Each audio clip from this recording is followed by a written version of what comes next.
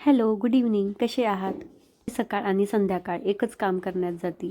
दिवसभर सोमून केलेला पसारा संध्याकाळी आवरायचा आणि रात्री केलेला सोमून पसारा सकाळी आवरायचा.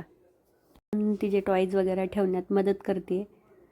थोडंसं तिला मोटिवेट करावं लागतं. संध्याकाळची कामं आवरली आणि एवढ्या सगळ्या कामामध्ये माझं आवडीचं काम म्हणजे संध्याकाळी दिवा, अगरबत्ती आणि घरात धूप लावणं. मी हे धूप घेऊन घरात फिरू लागले की सोमूचा फ्रेंड आणि सोमू रोज असेच पळतात.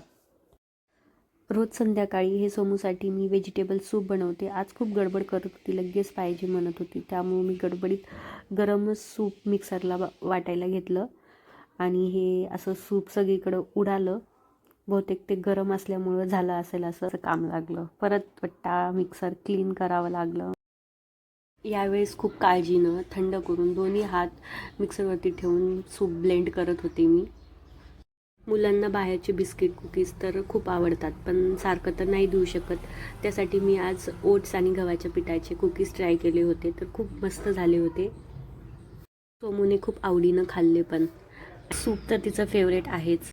ऑफिसून येताना यांनी भाजीपाला घेऊन आले होते, पण मी ज्या भाज्या सांगितले होते त्या दरवेळेस विसरतात आणि दुसऱ्याच घेऊन येतात. Thank you for watching. बाय.